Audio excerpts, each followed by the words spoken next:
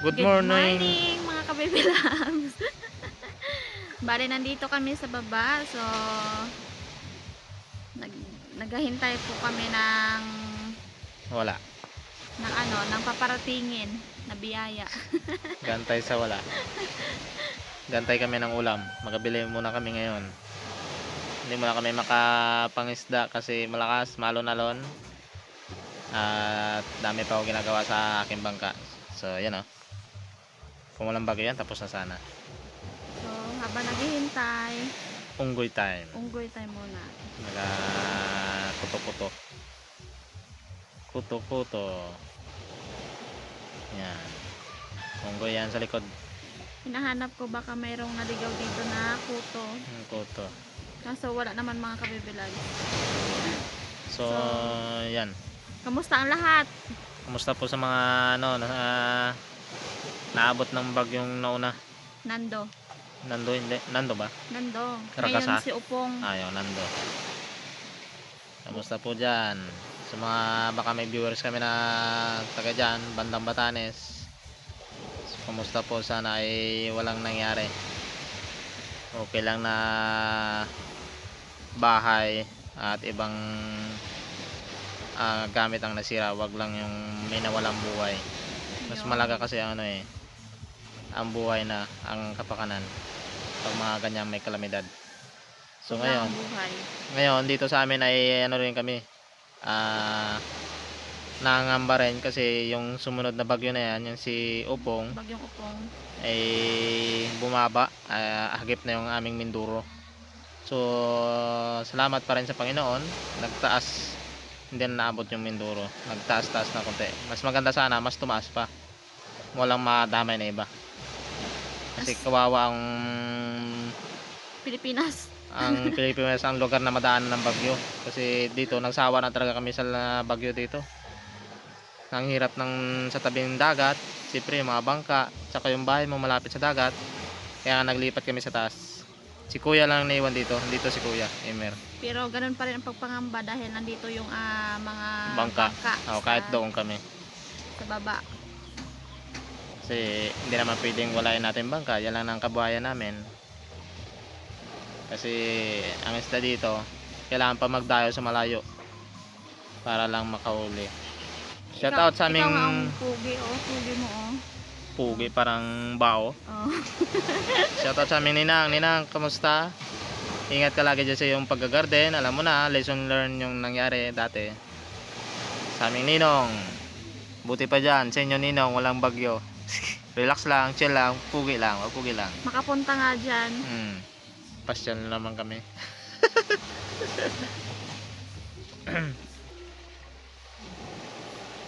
Buti nga yung dito, kalma. Pero makulimlim. Mamaya yan, mag-uulan ulit yan. Wala ka naman kuto? Anuhin mo lang, nakakaantok yun. Sarap matulog.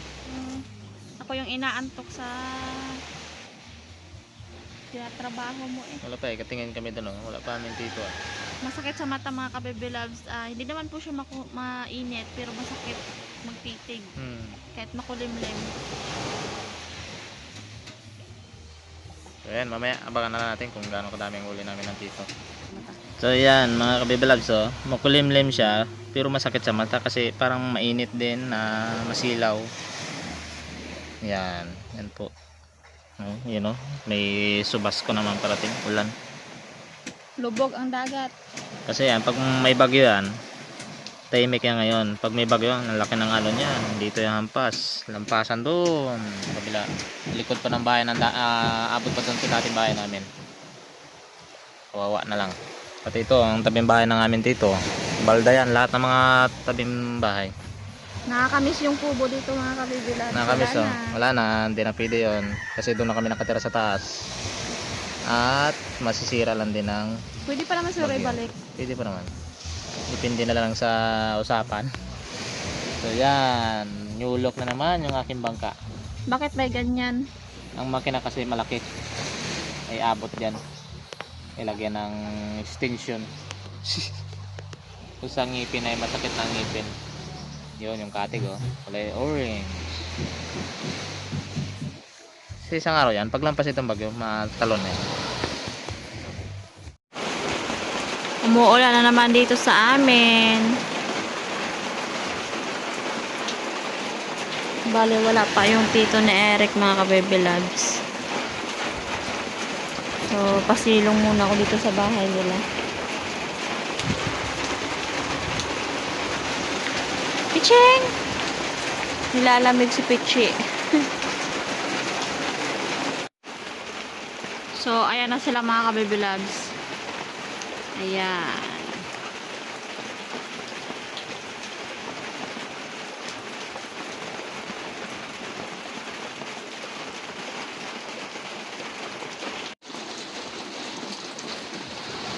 Bale, ito lang ang kanilang huli, mga ka-baby love. So, dumayo pa sila dun sa ibang lugar para maghulog ng lambat. Pero ganyan lang ang kanilang huli. So, mahina. Bale, tumago siguro ang isda lalo't merong bagyo. So, ito naman po yung aking binili. Yan. Kalahating kilo lang po yan, mga ka-baby loves.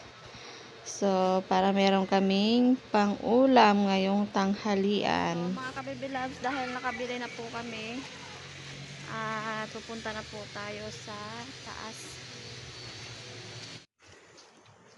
Yan. Kuha muna tayo ng malunggay, panghalo sa isda. Dagdagi pa. Kulang ba yan? Yan, mga ka-baby loves, kagabi, dahil malakas naman ang ulan, tingnan nyo, tumba na talaga. Yan.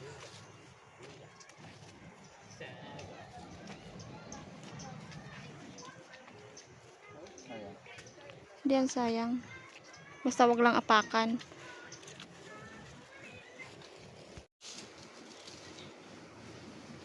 Limang piraso yung binili natin, mga ka-baby loves. Bali kalahati po yan.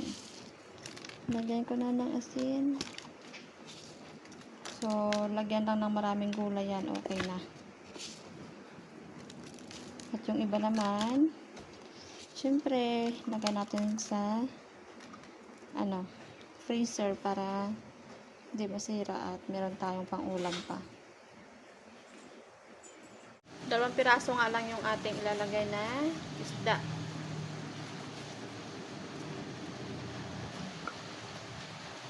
Yung gulay, talbos. At haluan din ng malunggay, mga ka-baby loves. Sob na ang pang-ulam namin. Yan. Fresh na gulay at isda. Maya ay okay na to, mga ka-baby loves. Okay, mga ka-baby loves. Kami po ay kakain na. Tanghalian po namin. So, sinana po ay kumain na, mga ka-baby loves. Kaya, habang doon kami kanina sa baba, kumain na daw siya. So, mamaya daw siya nakain ng sopa. So, pray na tayo. Ano naman sa pag-ingat, pagkain. Amen. Let's see. Kain tayo. Kain po. Pasarap na. Wow. Tayo na yung isla. Ako na. Kunti lang ako. Yan, sarap.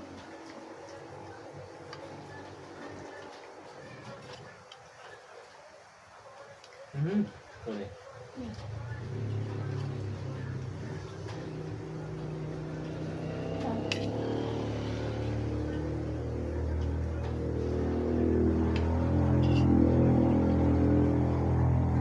Sarap.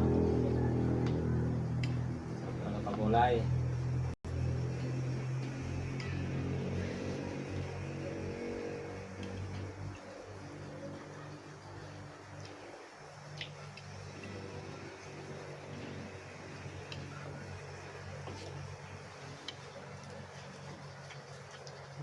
Minutes. Sorry. Kalasa. May Ang sili, baka makain. Sarap.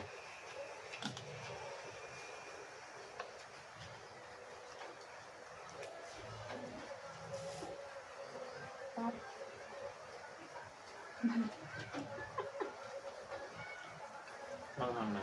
Hindi.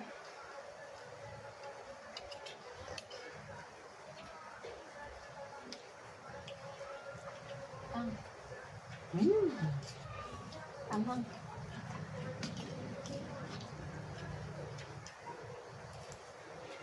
Pili. Pampagana na lang. Pampalingan. Painit. Dahil taglamay ka yan.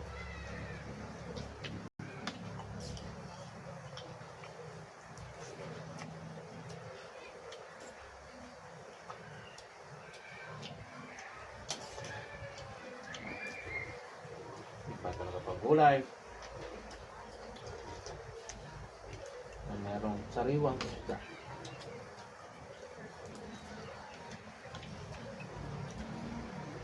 Kahit araw-araw pa, hindi magsasawa.